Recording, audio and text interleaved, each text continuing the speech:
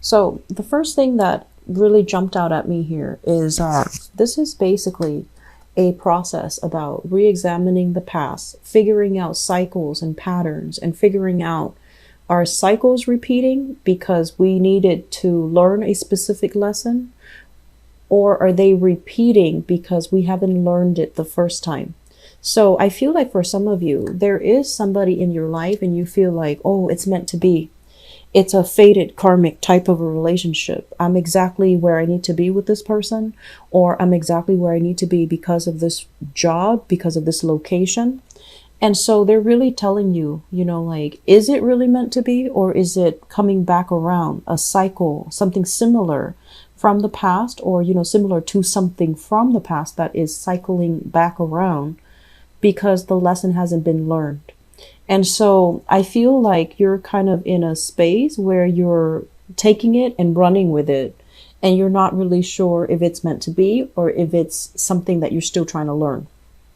So the important lesson here, I feel, is to be really aware that some things are being recycled or some things come back in because we have to learn something from it, okay? This is a card about self-mastery. This is a card about having really a full confidence in your capabilities. And it's kind of like the idea about, knowing how much you know and then disseminating and sharing your knowledge with other people.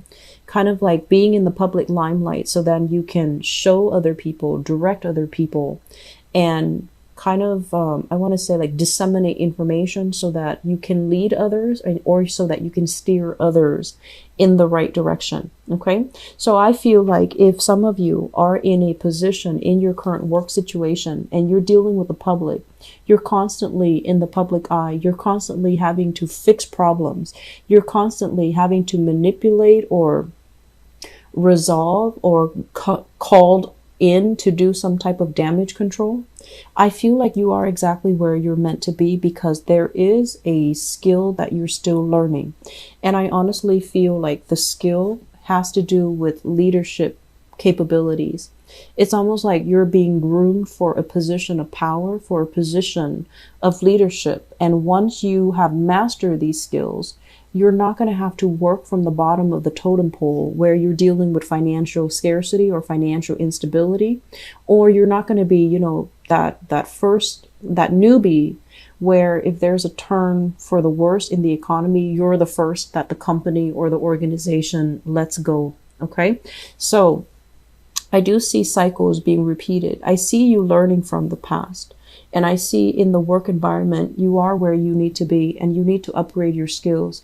You need to show leadership. You need to show diplomacy. You need to be able to communicate very, very well.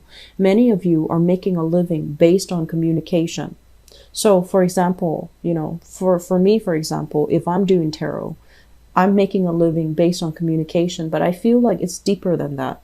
I feel like it's leadership and communicating in a way where there is no confusion about what you're trying to say, being very firm, but being very diplomatic, which is a fine line that might be difficult for many Aquarius people, because I feel like diplomacy might not be your forte. You see things in a very binary manner, black or white, yes or no.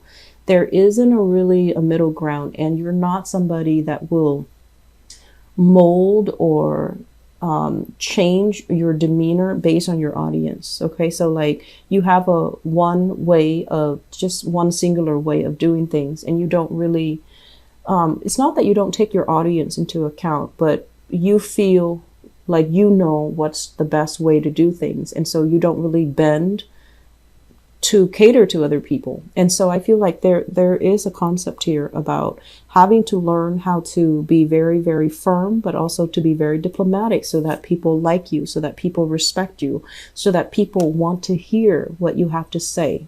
Having to speak a little bit more rather than from that head chakra, which is so heavily activated within you, where you make connections really fast. You have a lot of intellectual, prowess that you can share, and it's a huge asset. It has always been a huge asset, but communicating more from the heart, kind of like being able to put yourself in other people's shoes so that you know how to adequately persuade them, you know how to adequately help them so that you allow them to feel important.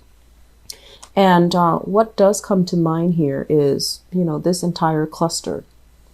So I feel like many of you, I'm going to say this as, I don't like to criticize, but I feel like you might have been accused of this in the past, okay?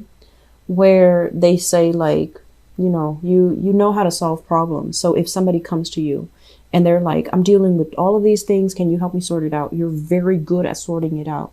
You're like, okay, A, B, C, D, done, and it's over with. But that interaction, that transaction, it leaves them feeling like they're just a number. They're just a case. Like it's very impersonal. And you like to do that. You like to make things very impersonal. Because when your emotions are worked up, when you're personally invested, you can't work as fast because, you're bogged down by these other superfluous feelings. And that's why you like to function in a very efficient, in a very detached, in a very depersonalized way. However, if you are being groomed for a leadership position, you need to learn how to communicate in a way that allow other people to see how important they are in your life, which is, it's going to annoy you, Aquarius. When someone think that they have so much importance in your life, you kind of scoff at that, right? And so if you're in a position of power, if you're in a position where you're being groomed to achieve a lot more, you're going to have to conform and you're going to have to change yourself just a little bit to make people feel important, to honestly make people feel that you appreciate them, make people feel wanted and needed, and make people feel that they can approach you when things go awry because you've got their back, right? So I feel like there is a massive, I guess like a strategy that you need to adopt in your work environment so that you can get yourself where you need to be, okay? This card came out here and it shows up here, King of Wands in the reverse position. Let me talk about this as an energy first. This is a card about somebody that is in a supervisory, in a managerial position. They wield a lot of power. They don't even have to, get up from their throne. They have minions doing the work for them. And when it shows up in the reverse position, you're a very hands-on type of person. You like to get out there, be on the front of that battlefield to do the work. You don't mind getting your hands dirty. You learn through experiencing it. So for you to be working behind the scenes, directing people, telling people what to do, that's not really your style. You take a very egalitarian stance when it comes to hierarchy, when it comes to office politics. You don't like to be, if you're a leader, you don't like to be on your pedestal directing other people. You want to be kind of like in the trenches, working alongside other people. And you yourself, you're very independent. I don't feel you would be okay with delegating because there is deep down this sense of I can do it best. And if I delegate, somebody's going to mess up. If I give them, something to do, they're going to mess up. So I need to be careful and I just need to do it myself. So the point here is learn to delegate, learn to be more of, learn to ease up a little bit, learn to sit back and especially, show appreciation, because I feel like that's going to allow a lot of people, you're going to be able to win a lot of people over to your side. Okay. I'm sensing there is a work environment here where you are outstanding, like you're shining. People are noticing that. They're noticing these leadership capabilities within you. But I also feel like you don't want to, uproot this position. They might want you to take on more responsibilities and you don't really want to do that. They might make you, manage a team and you don't want to do that because you want to work independently. And so I feel like the energy is you can't really have everything that you want. And so one of the skills that you really need to master for in this work environment for now, for this month, or until, further down the line, until the new year, is learn to make people feel important, okay? Be approachable, and especially show the appreciation.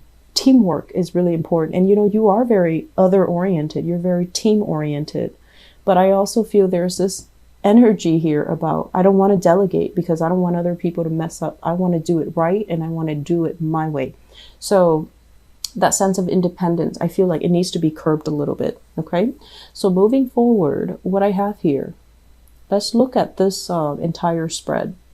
So first of all, I feel like these are relationship partners.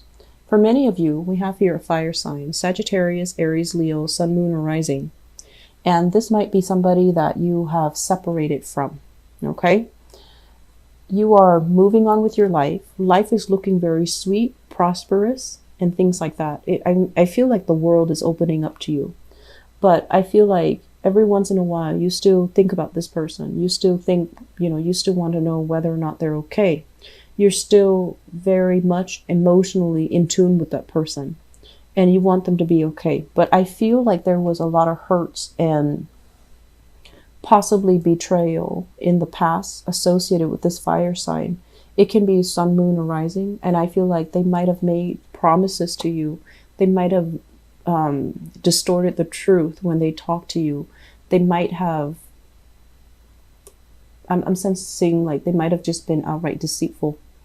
And so you've left this person behind. You have a new person coming into the picture.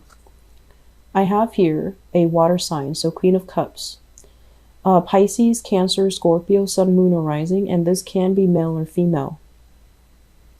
Basically, this energy is somebody who's a lot more genuine, okay? Like very sincere, loves completely. And I feel like this person is somebody that is very nurturing, very loving, very caring. They know how to rough it out when things get hard.